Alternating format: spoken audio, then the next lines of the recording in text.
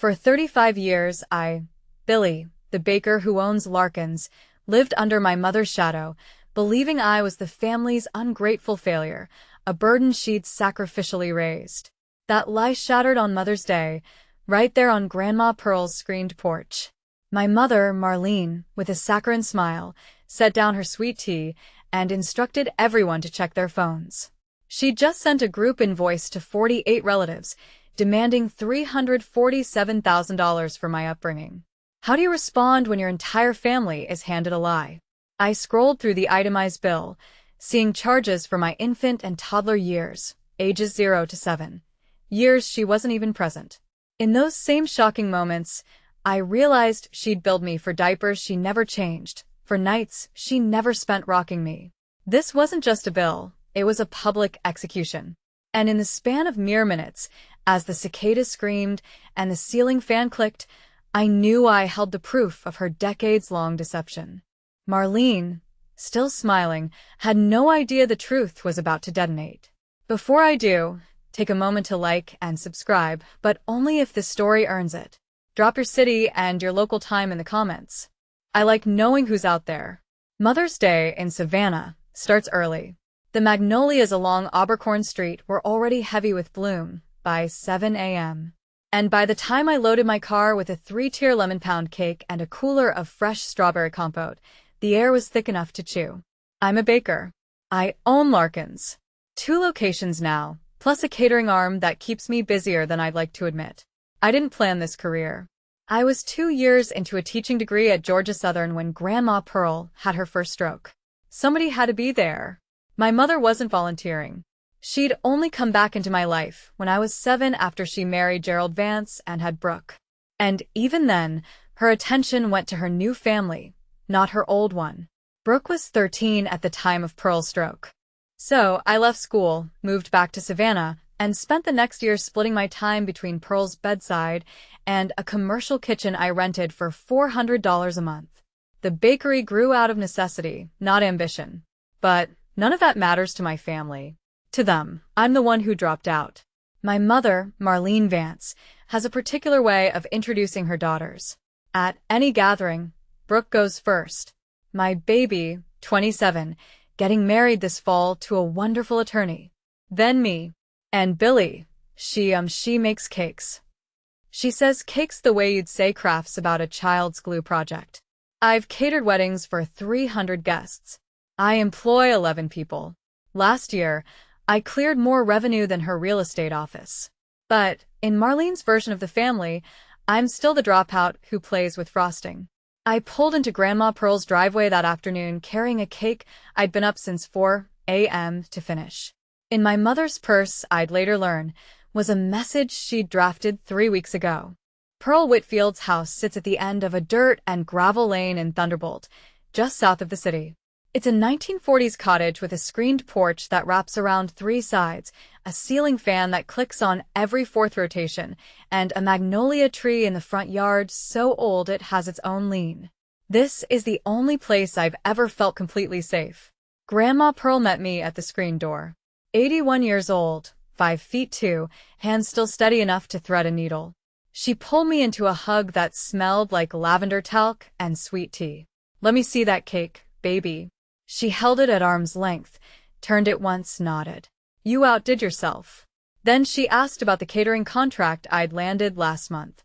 A corporate event for a Savannah hospitality group. She asked real questions. Revenue, staffing, timeline. Pearl was a bookkeeper her whole working life, and she respects numbers the way some people respect scripture.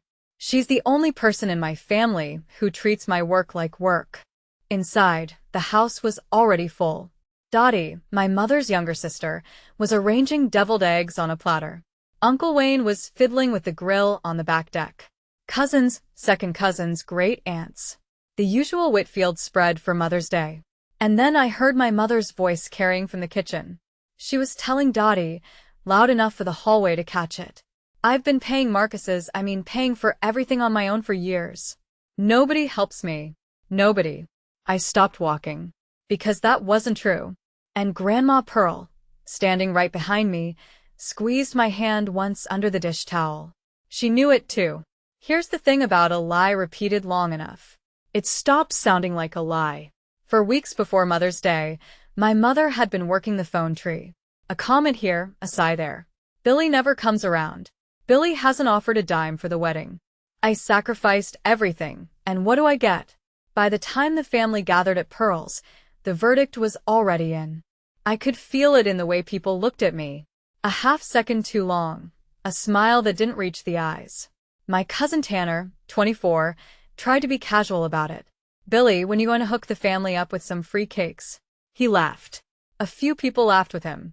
It was the kind of joke that isn't a joke.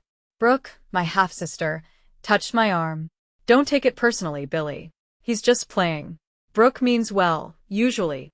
She's 27, engaged to a corporate attorney named Garrett, and has spent her entire life as the easy daughter.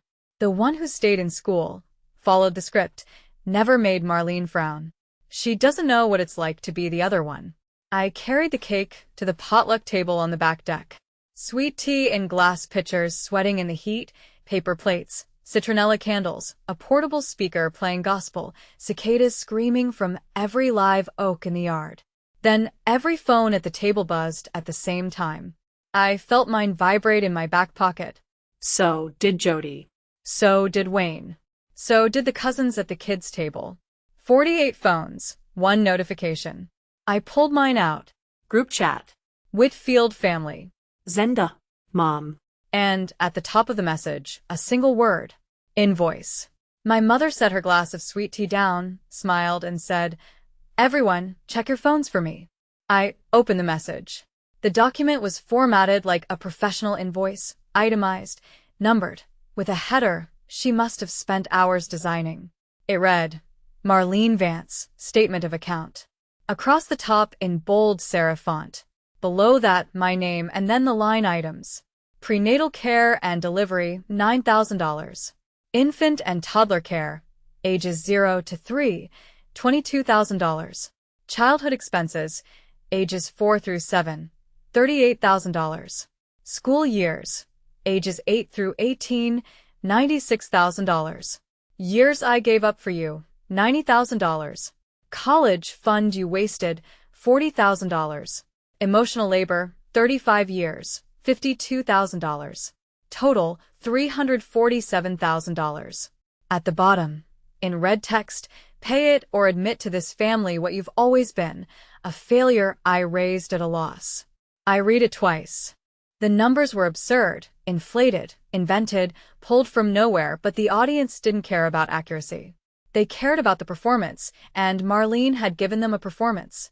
Around the table, people were scrolling through the invoice on their phones. Some shook their heads slowly. A few glanced at me with pity. Others wouldn't look at me at all. My mother sat across the table with her ankles crossed and her chin lifted. She looked like a woman who had just delivered a closing argument. Then I read the line again. Ages 0 to 3, $22,000. Ages 4 through 7, $38,000. She billed me for years she wasn't even there. She charged me for diapers she never changed, for bottles she never warmed, for nights she never sat up through. Those were Grandma Pearl's years, and Marlene just invoiced them as her own. I set my phone face down on the table. The cicadas hadn't stopped. The ceiling fan on the porch still clicked on every fourth rotation, but the air felt different now, heavier, tighter, like the minutes before a summer storm rolls in off the coast.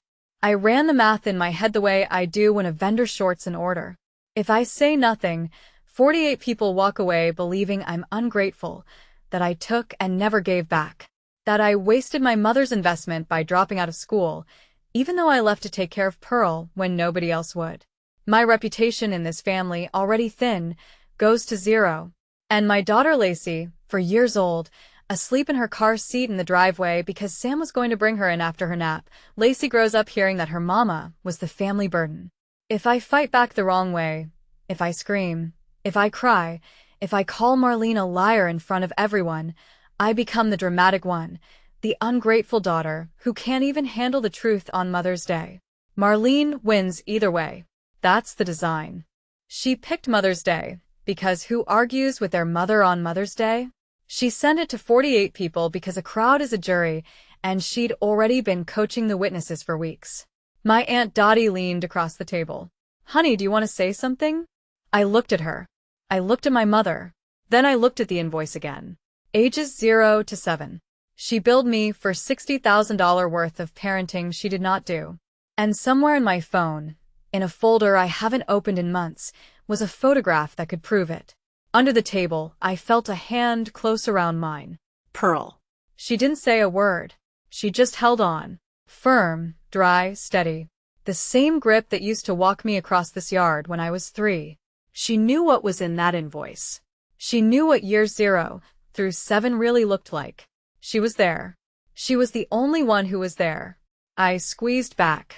Here's what I decided in that moment. I wasn't going to narrate my childhood to a table full of people who'd already made up their minds. I wasn't going to list the nights Pearl rocked me to sleep, or the mornings she braided my hair before Head Start, or the summer she taught me to read using the labels on canned goods, because she couldn't afford picture books. No. Telling people a story gives them room to doubt. Showing them doesn't. I had one photograph. I knew exactly which one. It was taken right here, on this porch. On a Mother's Day 33 years ago. Me, 2 years old on Pearl's hip. Both of us squinting in the sun. Behind us, the same magnolia 20 foot shorter. In the photo, there is no Marlene. She was gone. She had been gone for over a year. And Pearl was holding me the way mothers hold their children when there is no one else to do it.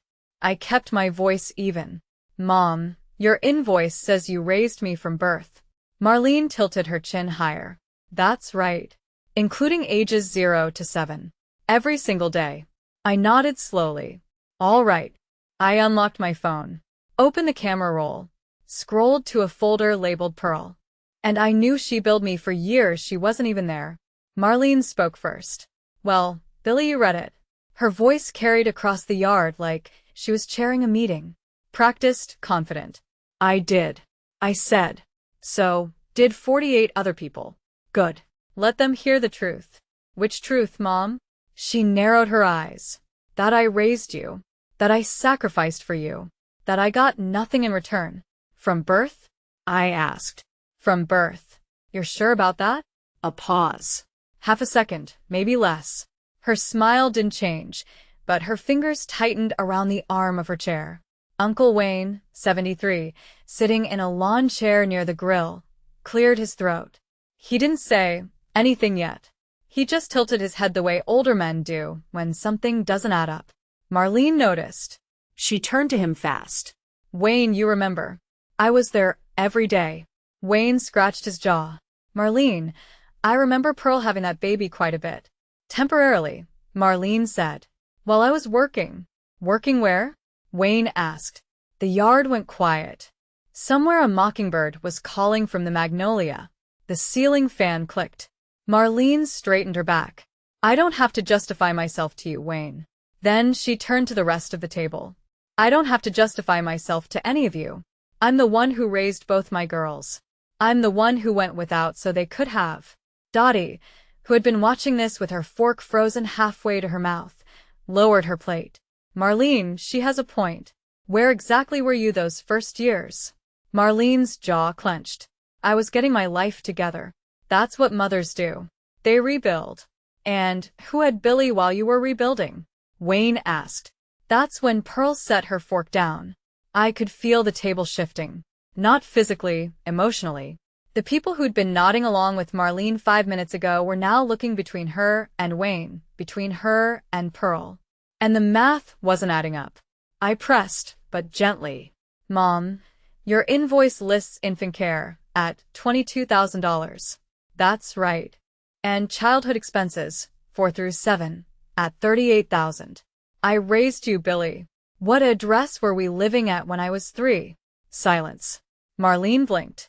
We moved around. We didn't move around, Mom. I lived here. At this house. With Grandma. That was temporary. I already said that. 3 years temporary? I was working, Billie. I was building a career, so I could give you a future. Her voice climbed half an octave, and I recognized it. The tone she uses when a real estate deal is going sideways and she needs the buyer to stop asking questions. Around the yard, phones were still glowing.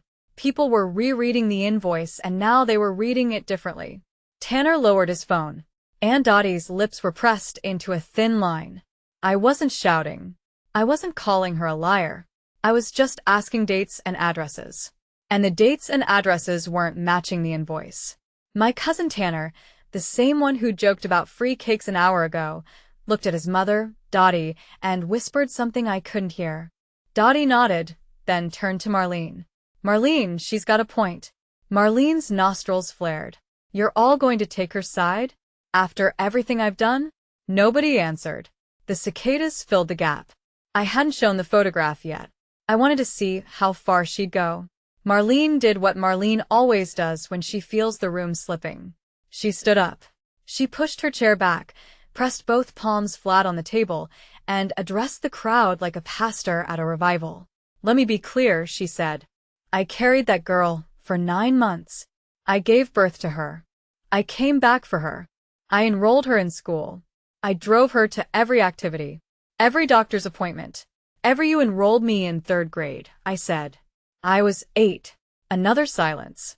Because enrollment in 3rd grade means someone else handled kindergarten, 1st and 2nd. And everyone at this table went to school. They know the timeline. Marlene's voice sharpened. You are twisting everything. I'm not twisting anything. I'm stating a grade. Brooke, sitting next to Marlene, looked at her mother with an expression I hadn't seen before. Not anger, confusion. Mom, you always said you raised Billie alone from the beginning. I did. Then who enrolled her in kindergarten? Marlene turned to Brooke. Sweetheart, this isn't your concern. It's a simple question. The backyard felt smaller now. The potluck table, loaded with casseroles and cornbread and the lemon cake I'd been up since 4 o'clock to bake, sat between us like a referee's desk. Pearl stood. Not fast. She's 81, and her knees aren't what they were. But when Pearl Whitfield stands, people notice. She didn't say a word. She walked into the house through the screen door, and we all heard the spring creak and slap shut behind her. 30 seconds later, she came back out. In her hands, a shoebox. Old, bent at the corners, held together with a rubber band.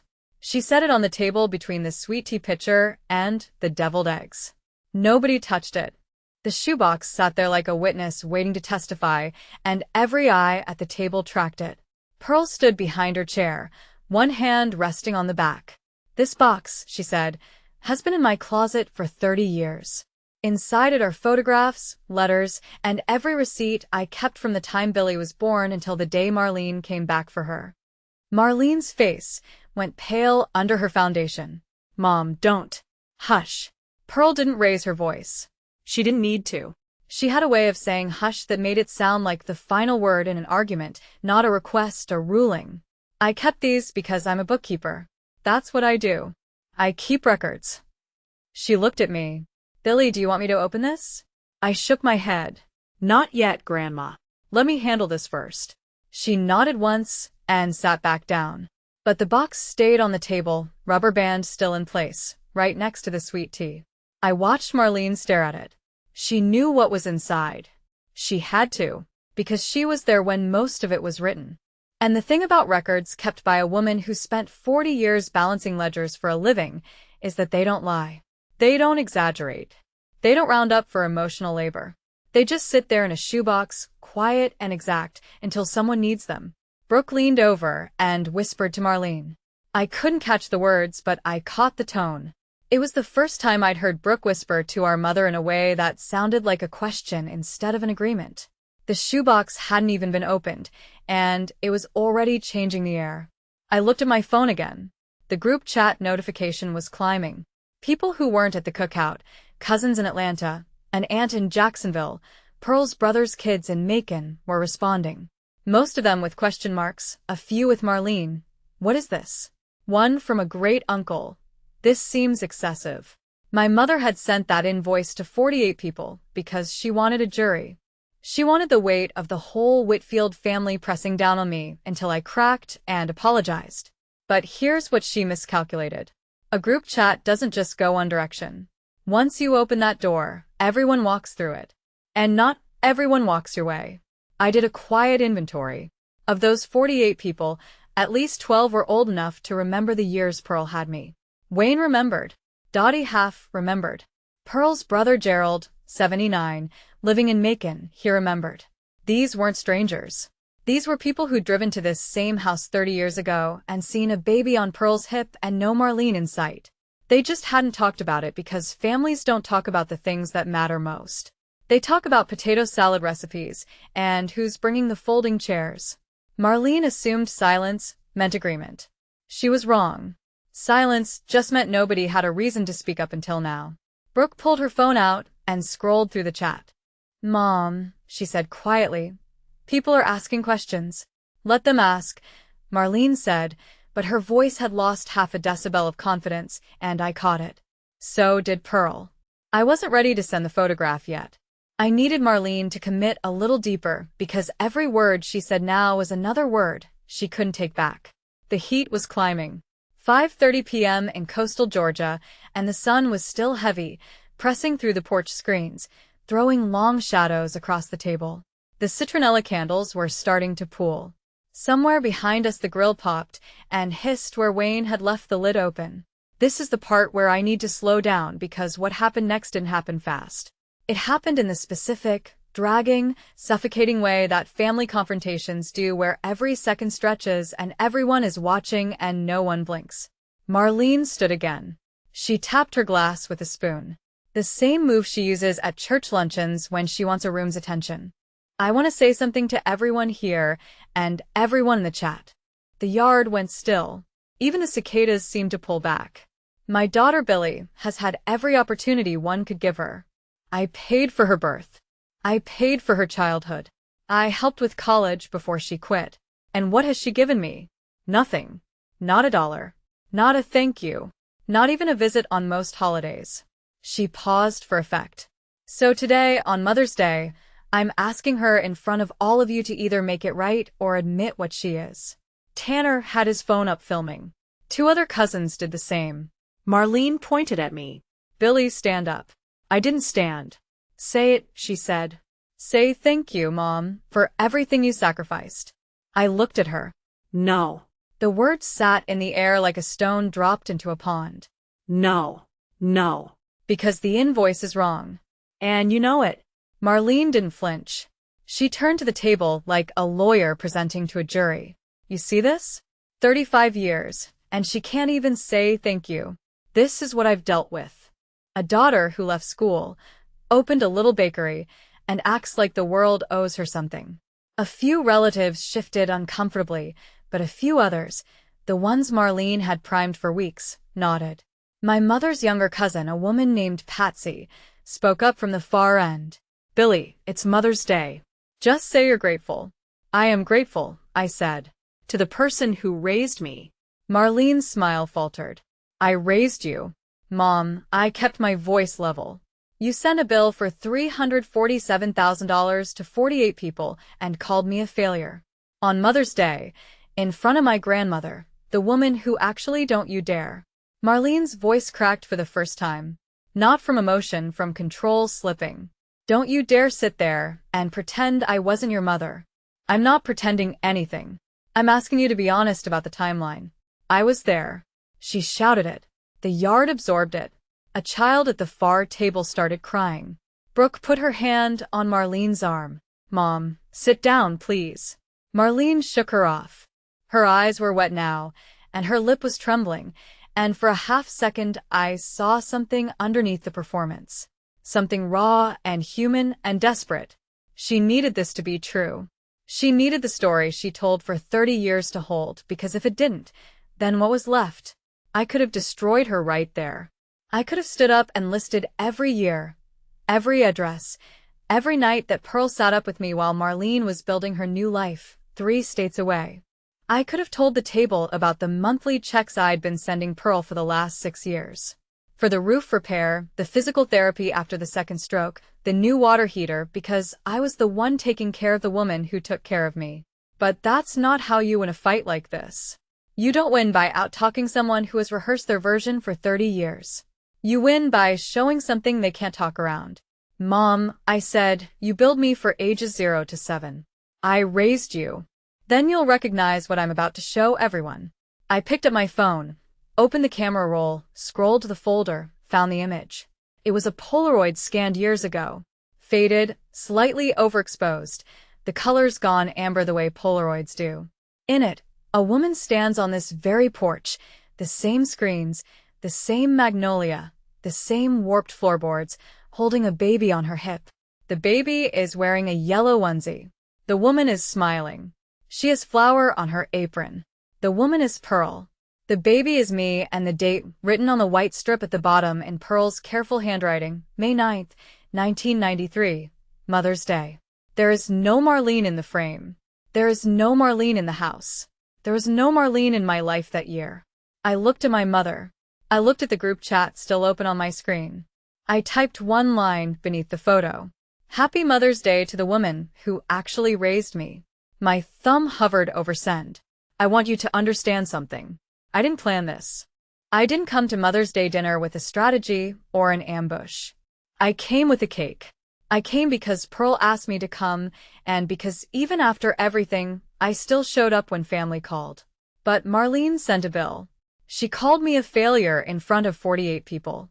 She charged me $60,000 for 7 years of parenting she didn't do, and the only thing I've ever had against the story she built, was a single photograph of the woman who actually held me. I pressed send. The photo dropped into the group chat at 5:47 p.m. on Mother's Day. Every snort's phone on that porch buzzed simultaneously. Then the phones of the people in Atlanta buzzed, the phones in Jacksonville, in Macon, in Hinesville, in Augusta. 48 phones. One image, one caption.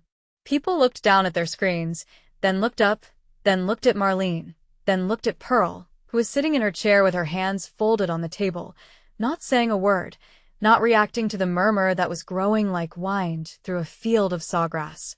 Tanner lowered his camera. Dodie covered her mouth.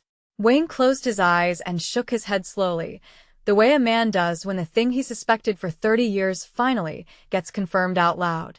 Brooke stared at her phone. She zoomed in on the photo. She looked at the date. She looked at Pearl. She looked at Marlene. And for the first time in my memory, Brooke didn't defend our mother. She just set her phone face down on the table and didn't say a word. This is the moment everything turns. But before I go on, if you were me, would you have sent that photo, or would you have let it go? Tell me in the comments.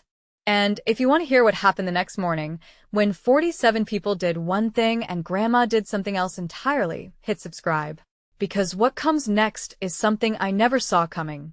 The first person to speak was Uncle Wayne. He didn't address Marlene. He addressed the table. I remember that porch, he said, pointing at his phone screen. I remember Pearl standing right there with that baby. Summer of '93. Marlene had been gone since what? Thanksgiving the year before?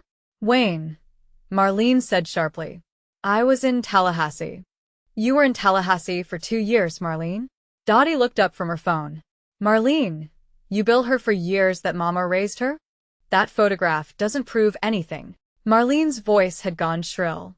It proves someone is holding your baby, Wayne said, and it isn't you. A second cousin named Judy, 61, sitting near the grill, looked at Pearl. Miss Pearl, is this true? You had Billie those whole first years. Pearl folded her napkin once, then twice. 7 years, she said simply. From the day Marlene left her in the bassinet on my porch until the day Marlene drove back and took her. Billie was 7. She'd already lost her first tooth in this kitchen. That detail, the first tooth, did something to the table. It made the number real. It wasn't about invoices anymore. It was about a grandmother pulling a tooth and putting a quarter under a pillow and braiding hair for picture day and making breakfast every morning while her own daughter was somewhere else, building a life that didn't include her child. Marlene gripped the edge of the table. I came back, and I raised her from 8 on. That counts for something. Nobody said it didn't, I told her. But you don't get to bill me for years you missed. Pearl reached for my phone. I handed it to her. She held it up so the table could see. I took this picture. Mother's Day, 1993. Billie was 2. I'd had her since she was 4 months old. She set the phone down. I didn't raise her at a loss. I raised her because she was mine to raise. Because her mother left and somebody had to. I watched Marlene. She was gripping the armrest of her chair so hard her knuckles had gone white. Mom, you don't need to. Yes, I do. Pearl's voice was even, the way a level is even, perfectly calibrated, no room for tilt. For 30 years I kept my mouth shut because you're my daughter, and I thought you'd come around. I thought you'd at least tell the truth to yourself even if you couldn't tell it to everyone else. She paused. The ceiling fan clicked. But today you sent a bill. You charged that girl $60,000 for the years I spent rocking her to sleep, teaching her the alphabet on soup cans, walking her to the bus stop every morning in the rain. Pearl looked at me. I taught her to read. I taught her to measure flour. I taught her to say please and thank you. And when she grew up and opened a bakery, I thought, that's my kitchen. That's what she learned in my kitchen. My throat closed. I didn't cry. Not there. Not in front of 48 people and my mother's crumbling face. But I wanted to. Because Pearl had never said that before. She'd shown it 1,000 ways. But she'd never put it in words. Now she had. And everyone heard. It was Tanner who cracked it open. He'd been scrolling through the group chat on his phone, reading the responses from relatives who weren't there in person. And he looked up with a strange expression. Aunt Marlene, he said, why now?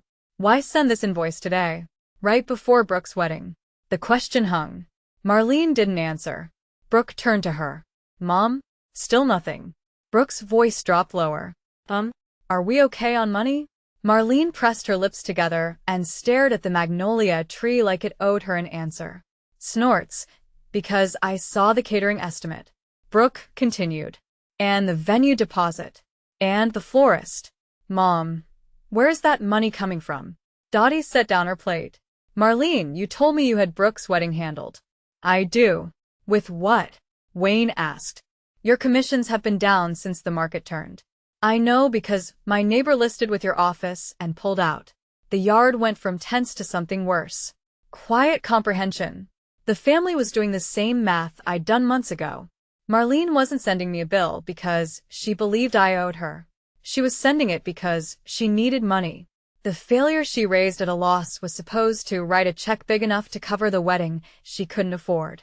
My half-sister looked at my mother the way you look at a map when you realize you've been driving in the wrong direction for hours.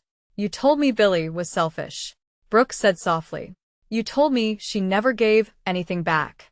Marlene finally spoke. She hasn't. She paid for Grandma's roof, Brooke said. And her physical therapy. Grandma told me last Christmas. She billed me for years. She wasn't even there. And the bill was never about the past. It was about Brooke's wedding. I stood up. Not fast. Not dramatic.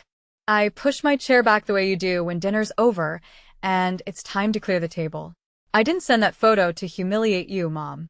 Marlene wouldn't look at me. I sent it because I'm done being called something I'm not. I am not your failure. I am not your debtor. I left school because Grandma needed someone and nobody else stepped up. I paused. I looked at Lacey's car seat through the screen door.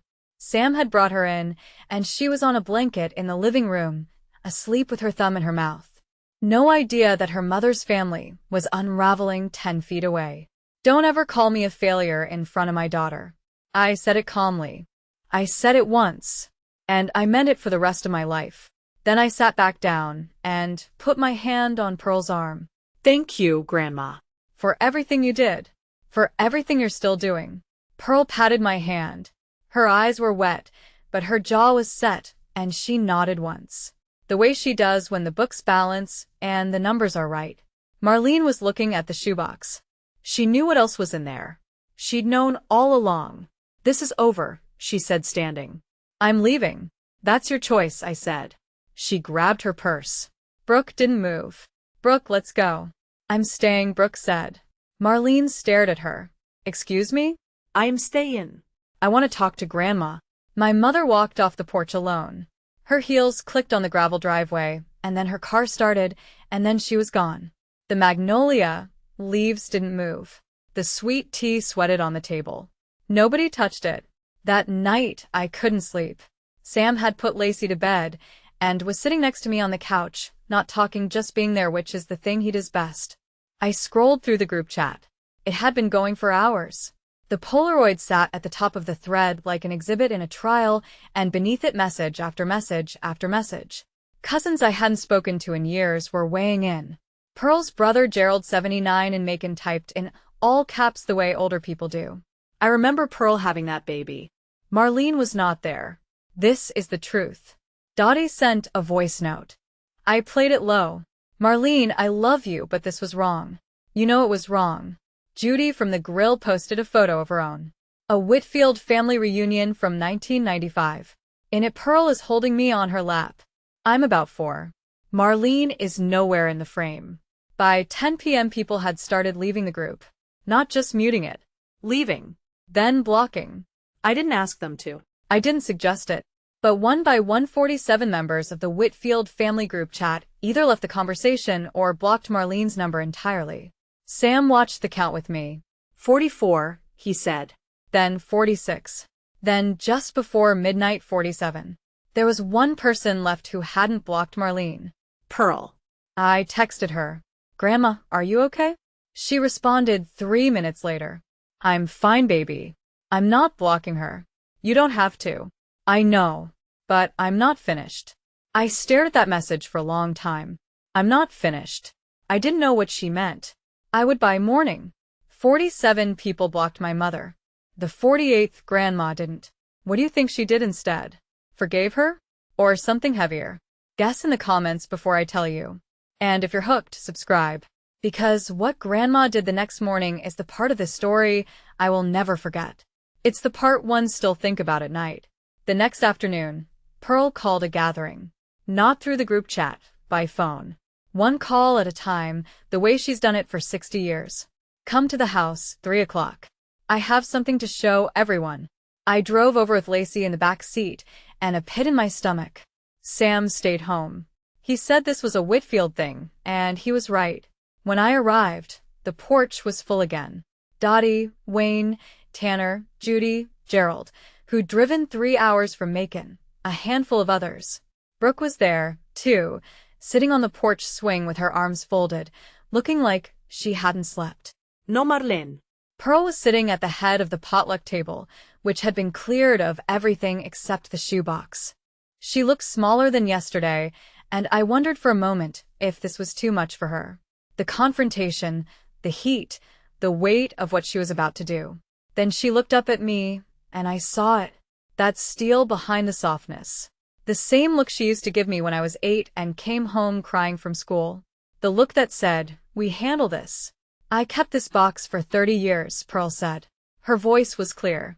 I kept it because I hoped I'd never need it. I kept it to protect my daughter. She pulled the rubber band off the shoebox.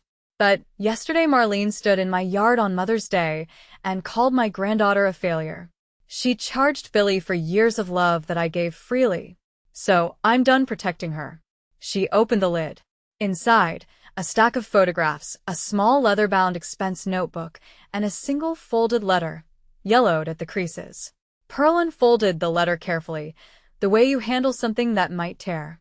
It was written in blue ballpoint on-line notebook paper, the kind you buy in a 3-pack from the dollar store. The handwriting was small and slanted. Marlene's handwriting. Pearl held it up. This is the letter my daughter left on my kitchen table the night she brought Billie to me. November 14th, 1990. She didn't read it aloud. Not all of it. She read 3 lines. The first, "Mom, I can't do this." The second, "She's too much. I'm not cut out for it." The third, and Pearl's voice caught for just a moment before she finished. "Please take her. I'll come back when I'm ready." And the word that appeared twice in the margins, scrawled like an afterthought, failure. The porch was silent. Not the polite silence of people waiting their turn. The absolute silence of people understanding all at once that the story they'd been told for 30 years had been backwards. Marlene hadn't sacrificed for Billie. She'd left. She'd called her own baby a burden in her own handwriting and walked away. And then, years later, she came back and rewrote the whole thing. turned herself into the hero and her daughter into the disappointment. Brooke was shaking. Not crying, just shaking. She whispered. She told me she was always there. Gerald, all the way from Macon, took off his glasses and rubbed his eyes. Pearl, we should have said something sooner. Yes, Pearl said. We all should have. She set the letter on the table, face up, and placed the shoebox lid beside it, so nothing would blow away. She billed me. For years, she wasn't even there. The letter proved it in her own hand. Pearl wasn't done. She reached into the shoebox and pulled out the small leather notebook. It was a ledger, columns of dates, amounts, and names, all in Pearl's precise bookkeeper's hand. For the last 9 years, she said, I have been lending Marlene money. She asked me not to tell anyone. She opened to a flagged page. $2,000 when her car payment was late. $5,000 for a closing that fell through. $12,000 toward Brooke's wedding venue deposit. $800 here, $1,500 there. She closed the book. I kept records because that's who I am. The total comes to $41,600. Dottie put her hand over her mouth. Wayne exhaled hard. So, when she said nobody helps her, Dottie asked. She was being helped, Pearl said, by me. Every time. And she never told a soul. I hadn't known the full amount. I knew Pearl had helped.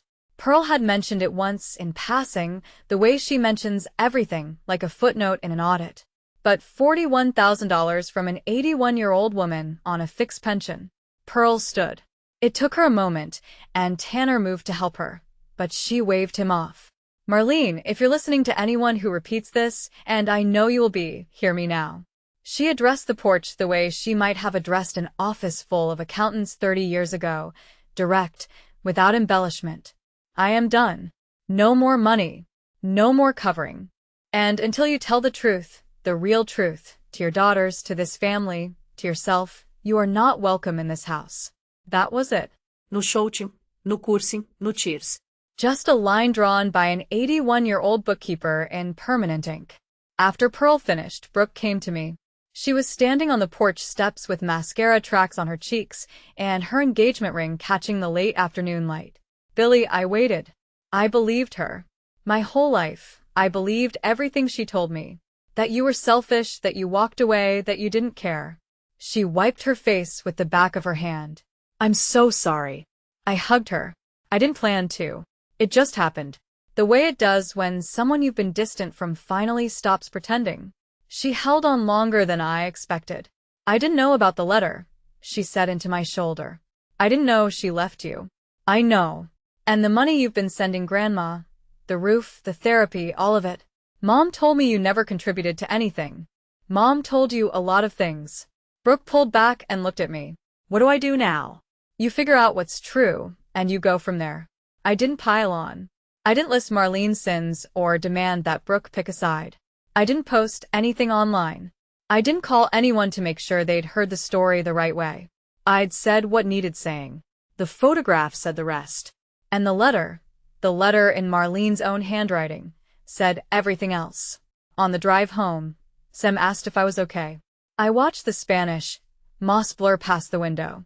Lacey was singing to herself in the back seat, something she'd learned from Pearl, an old lullaby, the one Pearl used to sing to me when I was the age Lacey is now. Yeah, I said. I think I'm okay. 2 weeks later, the fallout had settled into something measurable. Marlene lost her seat on the church hospitality committee. Asked to step back, which in Southern Baptist circles means exactly what it sounds like. 3 real estate clients withdrew their listings. Word travels in Savannah, not fast, but thoroughly, the way water seeps into a foundation until one morning you notice the crack. Brooke's big wedding was canceled, not the marriage, just the production. She and Garrett went to the courthouse instead. She wore a white sundress and told me afterward it was the best decision she'd made. Turns out I didn't need 200 people watching me say I do. I just needed to mean it. Pearl, true to her word, did not call Marlene, did not text, did not send money. Marlene started counseling. I heard through Brooke she cried for 40 minutes in the second session. I didn't feel satisfaction. I felt tired. My own life didn't change in dramatic ways. I went back to work on Tuesday and rolled out 600 biscuits for a corporate breakfast. That's what a bakery is, not a story, just a schedule. But cousins who hadn't called in years started calling. Tanner, who joked about free cakes, showed up and asked if I was hiring. I was. In July, the Savannah Waterfront Association offered me the Fall Festival catering contract, 3 days, for 1,000 attendees. It had nothing to do with the drama. They'd been watching my work for a year. What I did post, weeks later, was a photograph. Pearl, 81, eating lemon pound cake at my shop counter, flower in her hair. Caption: the woman who raised me. Marlene liked the photo, didn't comment, just tapped the heart. It wasn't an apology. It wasn't enough. But it was the first honest thing she'd done in 30 years. In August, Pearl invited me for supper. Pot roast, good china, sweet tea from scratch. I didn't open that box to hurt your mother, she said. I opened it because she stood in my yard and called the result of my work a failure. She set the spoon down. I chose to raise you when I was 50, and my pension barely covered one person. I do it again every day, but I will not sit in my own house and let someone charge you for my love. You didn't destroy her, she said. She did that herself. You just stopped carrying her lie. We ate with the screen door open, magnolia and cut grass in the air, the ceiling fan clicking on every fourth rotation. Thanksgiving. Pearl's house again. Table set for 14. Smaller, but everyone here chose to be here. Through the kitchen window, I see Marlene's car. She sits behind the wheel a full minute, then walks in and asks Pearl if she can help. Pearl hands her a paring knife. Carrots. When she sees me, Billie, I'm glad you came. I said I would. Your shop, the festival contract. That's really something. Thanks, Mom. No hug, no tillfällighetsiliastion. She's in therapy. She's trying. After dinner, I sit on the porch with Lacey and pull up the Polaroid on my phone. See that lady? That's your great-grandma Pearl. And that baby? That's Mama. She's holding you, Lacey says. Yeah, baby. She held me a long time. My mother sent me a bill for $347,000 to prove I was a failure. I answered with one photograph. And the truth raised me all over again.